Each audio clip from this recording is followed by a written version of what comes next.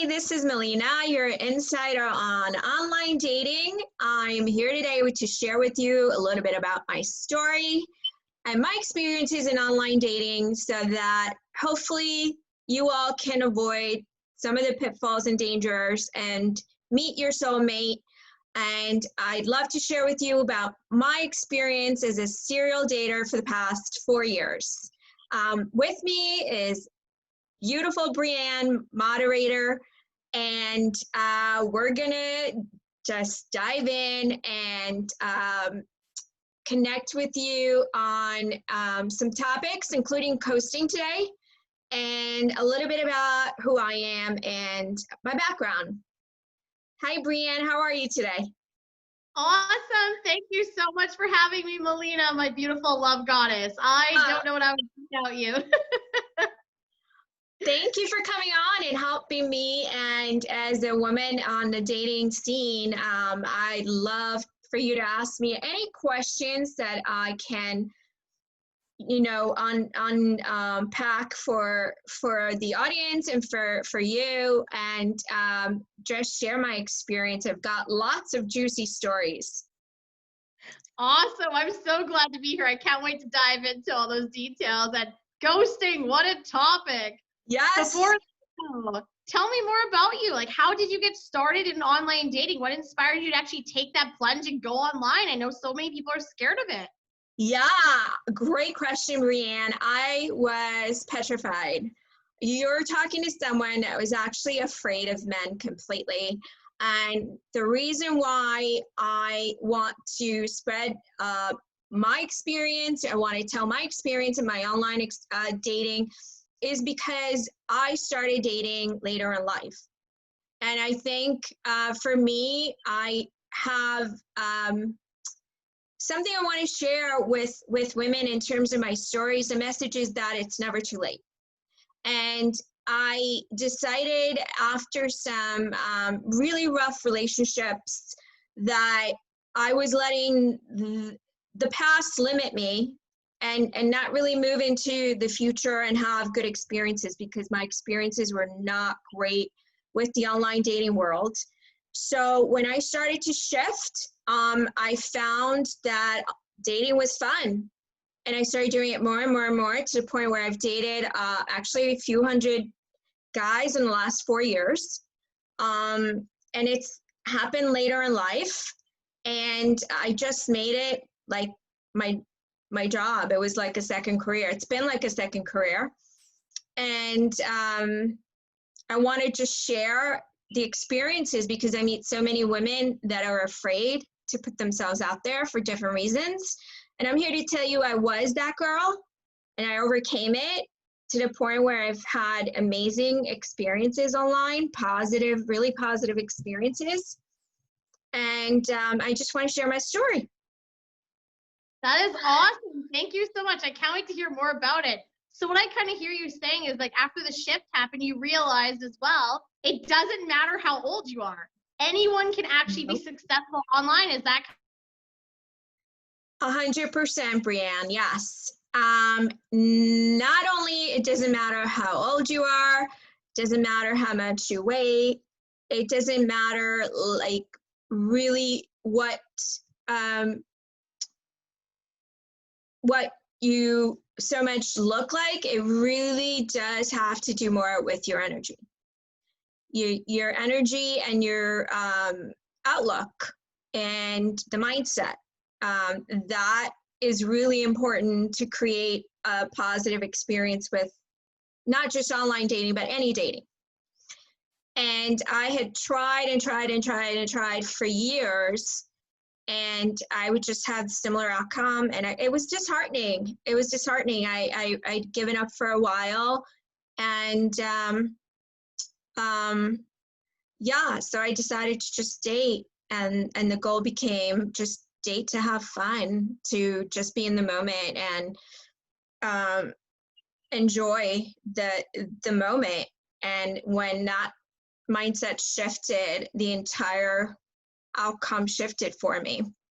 But that's not to say that there aren't dangers in online dating, like ghosting. Was my biggest pet peeve, Brianne. I encountered that so much and have so many stories that are not for the weak of heart, basically, because there are a lot of dangers out there. And I'm here to tell you that a lot of them can be avoided. And that's why I am making my stories public and sharing the experiences that I've had. I can't wait, Melina. I can completely agree. That is one of my biggest pet peeves. Ghosting. Fellas, save that for October. Let's not be festive all year round. Not cool. I think you're going to bring people so much value just by all these experiences. And exactly like you said, it's not all glitz and glam. There's some dangers online. And I can't wait for you to tell us about the ghosting experience. How did that come up for you?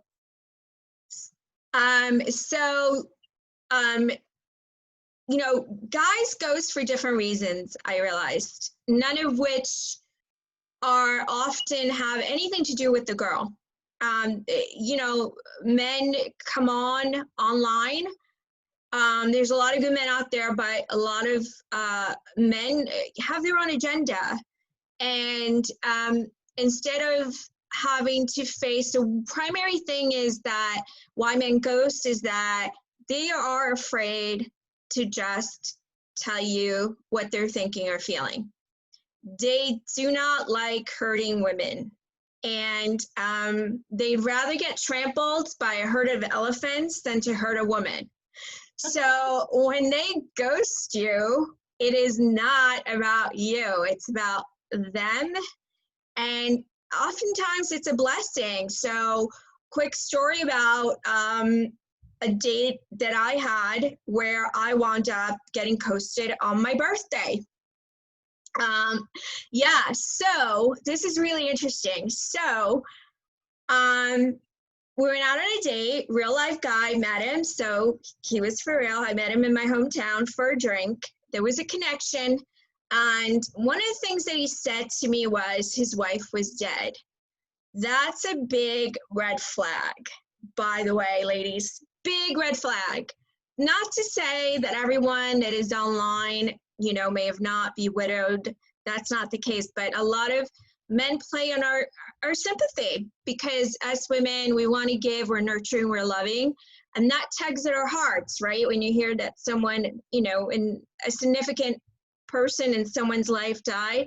So anyway, he said he had 3 children and had been widowed. Wife died of cancer. And I kept it in the back of my mind. So we went out, had a nice time, then asked if he could take me out, and it happened to be on my birthday. I didn't say anything until we were confirming, and then I shared with him it was my birthday. It was in June, not this year, it was a bit back anyway. So long story short, an hour or so before, or a couple hours before we were to go out, he texted me that he was at the hospital with his grandfather who was dying. And I was like, wow, that's a coincidence. And I certainly don't want to be skeptical, but this to me was, it just, something didn't feel right. And lo and behold, didn't hear from him. He just disappeared. 6 months later, I get the text. You know it's coming because Brienne, if, as you know me, one of the things I always say is they always come back. It's the great resurrection, right, Melina? Yes, ghosts come back. And they can be haunting. So he came back out of nowhere. Of course, I didn't have his number because by that time I was dating, you know, dozens of other guys. And So he was like, hey, it's me. Like, I'm supposed to know who me is. Sends me a picture. I'm like, oh, I remember you. And he's like, yeah, well, what happened to you? And that's another red flag. They turn it on you. And I said, what happened to me? What do you mean? I said, did your phone fall in the toilet? Because that's a line that I've heard over and over. And sure enough, he's like, oh, yeah, I have a different phone and, you know, my contacts, blah, blah. And I was like, okay, now I was like, let's see how far he takes this. And I was like, hey, so yeah, what have you been up to? And he's like, yeah, well, my contacts got deleted from my phone. It was just another story that just didn't ring true, you know? So I let him go on. Eventually, if you give people enough rope, you know, they exactly. They kind of hang themselves with it. So yeah. So I was just sitting back and like eating the popcorn, watching him self-destruct because I didn't care at this point. So basically I said, oh, yeah, I remember your grandfather died and your wife died. I said, send me the obituaries and then we'll talk. You didn't. I did. So he said, oh, wow, that is cold. We were dating. Aren't we supposed to build a rapport? You're supposed to be trusting. I said, exactly. And I'm going to build trust once you assure me. And the only way to make me assured, and if you truly want to continue a relationship, show me the obituaries. So he sent me an obituary. I Googled the name. And now he told me on my birthday, one thing about me is like I have a really good memory, so it's really hard for anyone to put one over on me. So I remember that he said on my birthday that he was at the hospital in New York. So this gentleman that I got the obituary from him, and I asked him for the obituary from his grandfather and his ex-wife and his dead wife. I wanted both. So I Googled it, and it's amazing because this poor man that he gave me the name of that supposedly died and was his grandfather is the only person I know that got to die twice. Once in, I think it was like 1998, and again in 2016, 17, whatever it was. So I said, wow, I've never heard of this. This man died twice and in Florida, not in New York. Interesting. So needless to say, game over. I called him out and I blocked him, of course, because that is a wild story. And what do you have to say to the women then that go through the ghosting? I mean, when they ghost and they go to the great beyond, do you just respect their wishes, and don't disturb the remains, let them rest in peace? Or do you come back and actually confront them? What can you say for the ladies out there humming and hawing?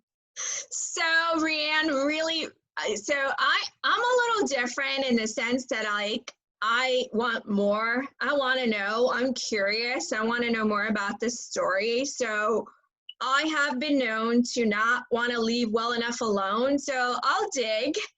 And here's the thing. The ghost dug his own grave. I'll dig. And and I was like, dude, you're obviously lying. And it became kind of like, let's see how far this guy is willing to take this lie. And I don't know what his agenda was, honestly, ultimately, but at some point it becomes a waste of time. So I'm here to tell the ladies that ghosters, don't get hung up on them. They're doing you a favor. Let them disappear. Let them go. Let them go so that it clears a way for a good guy to come into your space and create that dynamic relationship. Because ghosters, I'm here to tell you, are a waste of time and energy. Don't get hung up on them. Let it go. And you can't have energy when you're dead. So once they're gone, there's no more energy. Exactly.